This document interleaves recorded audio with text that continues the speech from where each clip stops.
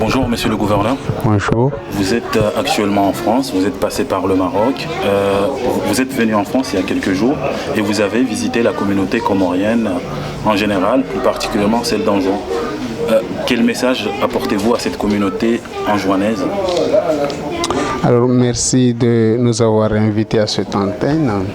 Le message il est clair, pur et simple, c'est un message d'unité que j'ai porté au niveau de la communauté anjouanaise, mais en même temps au niveau de la communauté comorienne.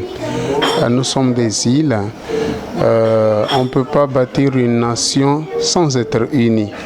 Donc, mais pour être fort dans l'unité, il faut d'abord se sentir fort soi-même avant de s'unir. Donc, les Anjouanais doivent être unis. Autant que les grands Comoriens, les Moëliens et les Mahorais le jour où ils nous reviendront, on l'espère bien. Donc je suis venu dire aux Comoriens qui sont ici en France en général, aux Anjouanais en particulier, que le moment est venu de se souder, de se tenir la main pour tenir bon, vivre dans l'unité une force qui à nous tous nous permettra de couvrir les intérêts des uns et des autres. Vous incarnez, pour les jeunes, vous êtes l'espoir puisque vous êtes jeune et beaucoup mis sur vous pour un changement en Anjouan. On sait très bien que dans les trois îles, Anjouan est frappé par que ce soit le chômage des jeunes plus que les autres. Donc moi ma question c'est de savoir quel rôle va jouer la diaspora dans ça, dans le développement de l'île d'Anjouan. Est-ce que vous comptez faciliter à la fois les dédouanements des produits? Qu'est-ce que vous pensez mettre en place pour la diaspora anjouanaise? Alors, le rôle de la diaspora anjouanaise ou comorienne, ça revient au même. Oui. Donc, vous n'êtes pas sans savoir que la diaspora apporte un grand coup de main au développement de l'Union. Il y a beaucoup de fonds qui sont transférés aux Comores, même si d'un côté, je dirais, des fois, ils ne sont pas bien orientés. Parce que vous le savez aussi que moi, des fois, vous venez, on est content que vous veniez. Vous construisez des écoles, des hôpitaux, mais des fois sans tenir compte de la politique instaurée par les autorités locales, ce qui est vraiment nécessaire. Donc ici, on a des messages. On est venu effectivement parce qu'on sait qu'il y a une grande influence de la diaspora au niveau des îles Comores. Vous savez, on peut se le dire, quand tu as quelqu'un qui vient à chaque fois, que tu vois à chaque fois que tu as des soucis, effectivement, quand il faut poser des actes, on a toujours tendance à écouter cette voix pour que demain soit récompensé. C'est une réalité qui est là. Donc la diaspora influe beaucoup sur ce qui se passe aux Comores. Donc moi, j'ai peut-être voulu faire une orientation. Un recadrage, je peux dire. Il faudra recadrer les actions. Il faudra que la diaspora vienne, mais quand ils viennent agir en synergie. Ils viennent agir en complément, ils vont compléter l'autorité sur place. Nous sommes très convaincus qu'ils font beaucoup de choses, mais que dans la majorité des cas, soit il n'y a pas de suivi, soit ce qui a été fait n'a pas été fait dans le bon sens. Alors que ceux qui le font à fond le cœur. Ils le font vraiment parce qu'ils pensent que ce qu'ils font, c'est le mieux.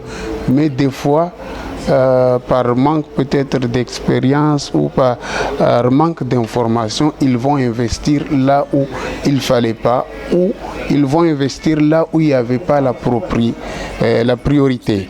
Donc c'est à ça surtout que je voudrais dire que quand vous venez nous aider, venez aider votre pays, mais informer l'autorité locale, chercher les informations nécessaires qui vont vous permettre de prendre les dispositions qu'il faut au moment où il faut. Donc par là, vous incitez les associations à vous contacter d'abord avant de se mettre à faire un projet. Ce qu'on aimerait bien, c'est qu'on vienne réaliser ces projets ensemble. Nous, on n'exige pas qu'on nous donne des fonds. On n'exige pas qu'on aille gérer les fonds de la diaspora. Venez-vous, mettez quelqu'un sur place, mais informez-nous, juste peut-être pour l'expertise, pour l'orientation, mais pour le suivi après. Parce que après, vous n'êtes pas là. Je pense que nous serons là pour faire le suivi. Vous avez parlé d'une question de dédouanement. Donc ça, il faut asseoir les compétences là où il faut. Vous le savez aussi bien que moi que la question de la douane, c'est une question, c'est une compétence de l'Union. Toutefois, nous sommes des îles qui forment l'Union. Sans les îles, l'Union n'est plus. Donc, moi, je porterai le message, comme je l'ai dit à Marseille, je l'ai dit à la communauté comorienne, je porterai le message au chef de l'État pour que le gouvernement fasse en sorte que ce que fait la diaspora aux Comores soit facilité. Pour qu'il y ait des facilités, ce qui va leur aider évidemment à réaliser les actions qu'ils veulent mettre en place. Parlons un peu du chômage. Les jeunes aujourd'hui sont frappés par le chômage, que ce soit en Juin, que ce soit à la Grande Comore. Mais parlons plus particulièrement d'en Juin, parce que vous êtes le gouverneur.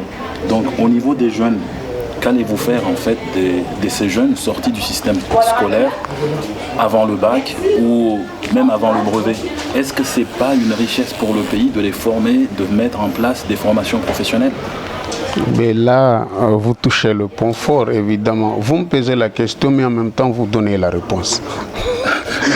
Donc, c'est intéressant, oui. C'est intéressant parce que les Comoriens disent que quelqu'un qui pose une question, il a une partie de la réponse. Mais vous avez donné la réponse en totalité. En fait, comme vous le dites, en juin, les Comores sont frappés par le chômage, mais plus particulièrement en juin, une île montagneuse où les zones habitables sont réduites, donc il connaît une forte démographie. Donc c'est là où sévit la plus grande misère aux Comores. Ça, c'est un secret pour personne. C'est pour ça qu'en juin, les Anjouanais sont en juin, mais les Anjouanais sont à la Grande Comore, les Anjouanais sont à Mayotte, les Anjouanais sont à Moëli. Ils sont nombreux. Personne n'a voulu quitter son pays. Vous qui êtes ici, vous aimeriez bien vivre aux Comores. Mais c'est la façon, ce sont les circonstances, les conditions de vie qui nous amènent à quitter d'un point à l'autre, à quitter le pays. Donc les Anjouanais quittent en juin parce qu'il y a la misère. Donc parmi les points les plus problématiques, c'est ce chômage. Donc le chômage des jeunes. Il y a un souci qui est celui du fait que presque tous les Comoriens ou les Anjouans sont des bricoleurs. Il est très rare de trouver quelqu'un de très professionnaliste sur un domaine donné. Donc c'est dans ce cadre que je dirais il est temps de faire une bonne orientation dans le pays. Donc il faudra orienter les jeunes, il faudra les professionnaliser, il faudra faire en sorte que quand on finit ses études, on a du moins une idée de ce qu'on doit faire. Mais ne pas se foutre dans ce fourre-tout que tout le monde vient dire, j'ai fini, il faut que je sois embauché à la fonction publique, alors que nous tous, nous savons que la fonction publique, elle est surpassée, je veux dire. Mais ce n'est pas qu'il n'y a plus de place, mais elle est surpassée. Donc il faudra voir ailleurs. D'ailleurs, c'est dans ce cadre-là que pour mon déplacement au Maroc et ici, mais surtout au Maroc, j'ai signé des conventions cadres, mais aussi des conventions spécifiques qui vont renforcer la formation technique et professionnelle. Voilà. J'ai quelque chose qui me tient à cœur, c'est un problème pour les Anjouanais. Les Anjouanais, ils ont du mal. À chaque fois qu'ils veulent faire un papier, un document, il faut qu'ils viennent à la Grande Comore. Qu'est-ce qui se passe? Est-ce qu'à un moment donné, vous ne vous rendez pas compte qu'ils souffrent de ça? Légaliser un papier, faire un passeport, tout ce qui est administratif, ils doivent venir en Gaziya. Est-ce que ça ne crée pas une espèce de frustration pour les Anjouanais de devoir se déplacer pour un papier administratif, de Lille à Lille, faire 2 heures de trajet? Je vais vous dire une chose, je ne vous connais pas, je ne sais même pas si vous êtes Anjouanais ou Grand Comorien. Mais si vous étiez Anjouanais alors, oui, on aurait dit voilà le séparatisme. Si vous étiez Anjouanais, heureusement que vous êtes Grand Comorien et que vous le dites. Oui. Donc c'est une réalité qui est là. La question de séparatisme, c'est que j'ai l'impression qu'à chaque fois que les Anjouanais soulèvent une question une question légitime, on parle de séparatisme. Je suis très content que ce soit vous qui le dites, parce que c'est la remarque que je fais à chaque fois que quelqu'un des îles, un Moueli ou un Anjouanais, essaie de hausser le ton sur un dû de l'île, on dit voilà, il est séparatiste. Et beaucoup de gens usent de cette option pour faire taire ceux qui ne comprennent pas. Donc il est bel et bien évident qu'aller, par exemple, certifier un document, il faudra aller aux affaires étrangères, un extrait de naissance, des documents, des simples documents. Il faudra faire le déplacement de Moroni, de Moïli à Moroni ou d'Anjouan à Moroni. Ça ne renforce pas l'unité nationale. Ce n'est un secret pour personne. Je pense que l'État, là-dessus, il doit jouer son rôle d'État. Maintenant, le monde est à la décentralisation. Mais vous accepterez aussi bien que moi que nous sommes dans la concentration. C'est comme si nous reculons tous les jours. Oui. Au lieu de décentraliser, on continue à centraliser. C'est ce qui se passe. Donc, on parle maintenant des petits papiers, mais il y a beaucoup de choses. Il faudra, si vous n'avez pas confiance, l'État central par exemple, s'il juge par exemple qu'un tel ou un tel, nous n'avons pas confiance, mais c'est simple. Recrutez des gens sur place à qui vous avez confiance et confiez-les ces missions, juste pour faciliter la tâche au pauvre citoyen qui est là. Maintenant, se payer un billet pour aller à Moroni, mais c'est un salaire de mois. Mais tout le monde n'a pas les capacités de se payer ça. Donc, c'est ce qui crée les frustrations. Je pense que l'État va prendre bras-le-corps ce problème parce qu'il est sérieux. En tout cas, moi, j'ai pris une décision qui est celle-ci. Je vais demander à l'État de mettre des services au niveau des îles pour faciliter ce genre d'action. Si ça ne se fait pas, je mettrai personnellement en juin des services et je nommerai des gens à Moroni qui porteront ces dossiers pour que les Anjouanais ne souffrent encore plus de ces fameux... Je vais revenir en fait sur l'éducation en tant que prof de maths ici. J'avais apprécié un de vos mesures. Vous avez pris une mesure qui était de payer les contractuels avant votre salaire. Aujourd'hui, j'ai envie de poser une question toute simple. Est-ce que demain, les contractuels comoriens, qu'est-ce qu'ils vont devenir? Est-ce qu'il y a un moyen de les mettre dans la fonction publique, vu que c'est eux qui travaillent le plus dur? Ils ne gagnent pas assez, mais aussi... est-ce que vous ne jugez pas que le niveau de l'élève aussi dépend aussi de la formation? Est-ce que les profs sont suffisamment formés pour être vraiment profs? Parce que souvent, quand ils échouent quelque part, ils deviennent profs. D'accord. Il y a des questions qui s'enchaînent, mais qui sont dans une même logique. Voilà, c'est ça. Alors, par rapport aux contractuels, ils intégreront la fonction publique ou pas, qu'on le veuille ou pas, on est obligé. Si l'UNICEF dit l'éducation pour tout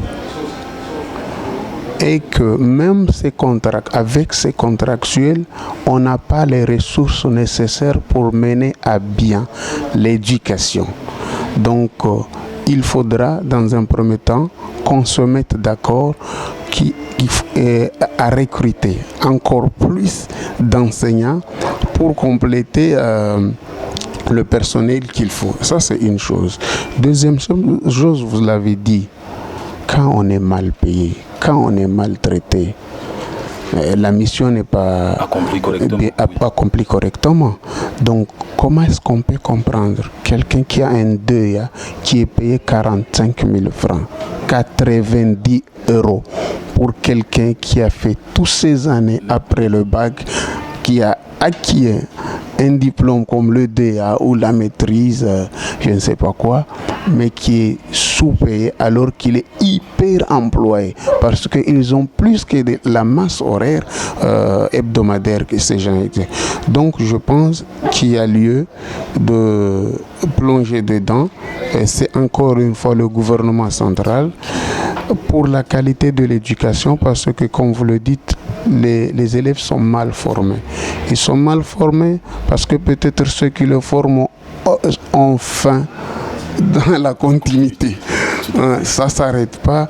Ils ont fait parce que ceux qui l'ont formé ne sont pas encouragés et que de facto, il n'y a pas l'énergie nécessaire pour leur inculquer l'éducation qu'il faut pour qu'ils soient des étudiants dignes du nom d'étudiants. Donc je pense que c'est un des clés de voûte parmi les programmes nécessaires que le gouvernement comorien doit mettre en place.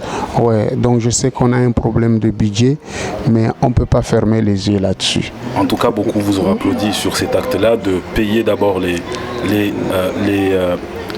professeurs avant de vous payer vous-même. Mais je voulais juste souligner ça en tant que prof, que c'est un acte très salutaire. Donc, je voudrais aussi savoir au niveau de... On ne peut pas se voir ici en France sans parler bien sûr de Mayotte, de ce qui se passe à Mayotte, de tous ces refoulés au niveau de Mayotte. Vous avez pris souvent des décisions, ou bien le gouvernement a pris beaucoup de décisions qui duraient à peu près 24 heures. Il disait oui, on arrête, les expulsés ne reviennent plus puisque logiquement Mayotte c'est comorien, mais le fait maintenant de les accepter, pourquoi vous les acceptez en juin? Pourquoi pas ne pas aller à la Grande Comore? Pourquoi est-ce que vous êtes revenu sur plusieurs décisions au niveau d'accepter les expulsés Alors, il faut que je clarifie une chose. Premièrement, les frontières, ce n'est pas de la compétence des gouvernorats. Oui. Mais est-ce que vous avez la possibilité de dire non, ce bateau qui amène des gens ici qui n'ont pas de passeport ne sont pas comoriens? J'ai la possibilité de proposer quelque chose, de donner un avis. Et il n'a jamais été question au gouvernement enjoint de refuser qui que ce soit. Si je pouvais le faire, je l'aurais fait. Si je pouvais le faire, je l'aurais fait. Ceci étant, je veux vous dire que il n'est pas juste ce qui se passe. Il n'est pas juste que des Comoriens soient expulsés de chez eux. Ça, nous tous, nous le savons. Mais nous savons, les Comores, la France, avec les relations qu'il y a eu depuis, je pense que pour résoudre ce problème, sincèrement, il faudra négocier. Il faudra négocier avec la France, il faudra se rapprocher des amis mahorais, ça aussi c'est très important, mais avant tout, il faut se poser la question, mais pourquoi ces gens quittent les îles pour l'autre île sœur? C'est tout simplement parce que il pense, ce qui est peut-être vrai, qu'il peut vivre mieux là-bas. Donc pour arrêter ce fléau, il faudra développer le pays. Il faudra essayer de stabiliser ces gens, leur donner un emploi décent, leur permettre de vivre. Donc dès qu'il y aura une solution, dès qu'il y aura un niveau de vie sociale qui sera élevé aux Comores, sérieusement, ces gens ne vont pas risquer leur vie. Comment on peut comprendre? Toutes les semaines, vous avez des embarcations qui chavirent. Vous avez des gens qui meurent. Ça devrait être dissuasif. Oui. Ce n'est pas le cas. Et pourquoi? Parce que celui qui risque sa vie n'a aucune valeur à cette vie, parce qu'elle dit si je reste et que je vis, mais je sers à quoi? Une vie qui n'a pas de valeur, si je la perds, mais je perds rien. C'est ce qui se passe. Donc il faudra sincèrement essayer de voir comment est-ce qu'on peut aider les jeunes Comoriens à se stabiliser, à rester au pays, à avoir une vie décente. Dès que cela sera fait, les Comoriens n'iront pas à Mayotte, leur île, pour rester, mais iront rendre visite aux familles qui sont là et reviendront rester dans leurs propres îles. Voilà, c'est ce que je pense de la question de Mayotte. Pour terminer notre entretien, quel message aimeriez-vous passer à la diaspora anjouanaise ou comorienne en général? On sait très bien que les grands Comoriens investissent beaucoup dans les villes par rapport aux Anjouanais. Qu'est-ce que vous allez faire, ou bien quel message allez-vous envoyer pour que les Anjouanais fassent pareil, pour redresser aussi l'île d'Anjouan et aider la communauté? Alors moi je vais vous dire, chapeau aux grands Comoriens, je leur ai copié. J'ai pris la copie, le modèle, je l'utilise en juin et je vois que ça marche. Quand j'ai vu que la communauté grande comorienne, ils n'attendent pas de l'État grand-chose. Ils s'y mettent. Et quand l'État vient qu'elle ne vient pas, mais quand même, ils y arrivent. je me suis dit, mais pourquoi je ne pourrais pas transposer ce modèle en juin? Et j'ai lancé un appel.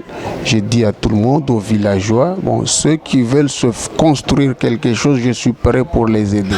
C'est pour ça que vous avez peut-être entendu parler de beaucoup de tonnes de ciment, de fer, beaucoup de matériaux qui ont été distribués en juin dans ce cadre. Parce qu'il y a des gens qui se sont portés volontaires de construire leurs routes ou leurs écoles ou leurs ponts, et à ce moment-là, nous leur avons accompagnés. Donc moi, le message que je porterai à cette diaspora, c'est de continuer à soutenir leurs îles, de continuer à aider le pays. Mais le message le plus important, c'est l'unité. Accepter cette unité, mais en même temps accepter la diversité qui est là. Il faut d'abord accepter qu'on est des Anjouanais, des Moéliens, des Grands Comoriens. Il y a des gens qui ont du mal à comprendre ça, et je vous assure, si on ne s'accepte pas soi-même d'abord, on ne se confirme pas par le haut. C'est pratiquement impossible. Je disais, les Anjouanais doivent être forts, les Grands Comoriens forts, les Moliens forts, les Maoris forts. Le jour où nous reviendrons, c'est là où on fera une union qui sera forte. Mais si on veut construire l'unité, l'union sur la base de la non-reconnaissance de l'autre, on n'y arrivera pas. Il faudra qu'on se reconnaisse les uns les autres. Il faudra que chacun se solidifie de son côté et qu'on apporte chacun du peu qu'il peut pour construire une nation unie. Je disais qu'on ne peut pas bâtir une nation sans qu'on soit unis. J'ai une question de santé. C'est au niveau de l'hôpital de Rombo. On attend toujours l'ouverture. Vous avez fait des travaux au niveau de la route. Mais aussi, j'ai une question un peu assez bizarre que tout le monde se pose. Pourquoi réhabiliter l'hôpital El Marouf alors qu'on a déjà l'hôpital de Rombo qui est suffisamment grand, qui peut accueillir tout le monde? Est-ce que ce n'est pas une façon aussi de créer la décentralisation? Puisqu'il n'y a pas de circulation, les Grands Comoriens ne vont jamais en juin. C'est en juin qui vient juste à la... Bon, en fait, ce n'est pas un souci. Construire un hôpital, un grand hôpital à Grande Comore, ce n'est pas un souci. C'est la capitale. La Grande Comore, Moroni doit rester notre capitale. Si les grandes infrastructures se font à Moroni, c'est tout à fait normal. Mais il faut aussi faire la part des choses. Il y a un acquis, il y a ce qu'on veut acquérir. Je pense qu'il faudra consolider l'acquis pour acquérir ce qui va venir. Ça, c'est ce qui est très important, que tout le monde doit comprendre. Donc aujourd'hui, l'hôpital de Bambao, il est déjà là. Il faudra effectivement procéder à l'ouverture de l'hôpital de Bambao, mais il ne faudra pas se tromper. Les dispensaires, on en a beaucoup. Mais il faut ouvrir l'hôpital de Bambao dans son cadre. C'est-à-dire, c'est un hôpital qui est quand même très bien équipé.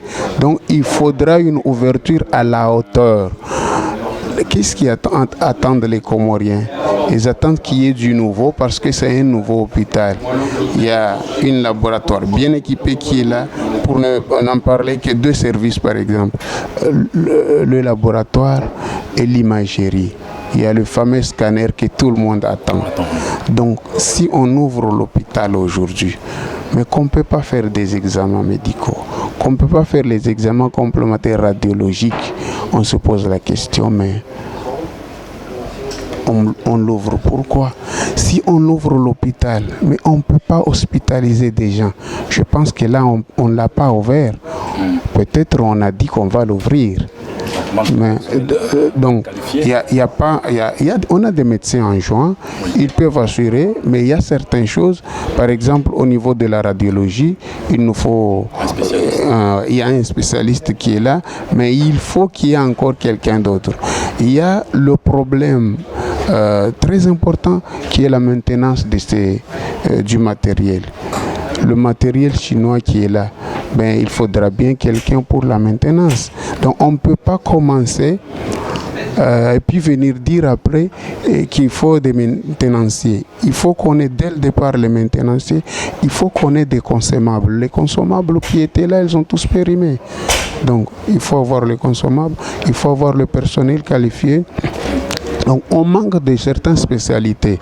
Donc il faudra peut-être faire venir, voir avec nos amis chinois si on pourrait travailler en bonhomme. C'est ce qu'on disait, on pourrait travailler en binôme, mettre un médecin comorien et un médecin chinois, ils évoluent ensemble et au fur et à mesure on va laisser donner la relève au comorien qui est là. Donc nous on est bien contents que l'hôpital s'ouvre. On est bien content des efforts qui sont déployés par le gouvernement central pour l'ouverture de l'hôpital de Bambao, mais on voudrait bien que cet hôpital soit vraiment ouvert à la hauteur. On nous dira qu'on ne démarre pas à la vitesse de croisière, certainement. On démarre, on monte petit à petit, mais quand même il y a le minimum nécessaire pour démarrer. Donc on espère qu'on mettra les moyens pour que le minimum nécessaire soit là pour l'ouverture prochaine de l'hôpital de Bambao, Inch'Allah. Monsieur le gouverneur, docteur Abdou Salami, je vous remercie et toute l'équipe vous remercie également d'avoir accepté notre invitation. C'est moi qui vous remercie de m'avoir donné l'occasion de m'exprimer. Merci beaucoup. Là pour t'épauler. Réagis vite, fais en sorte que le peuple ne soit plus dans le doute. Nous parviendrons à construire notre avenir si l'on se serre les coudes. Ne laisse pas abattre, l'union fait la force car la vie est une lutte. Déploie tes ailes, prends ton envol, perds pas espoir. Aswamani hima baba na mama hime renges domana uhima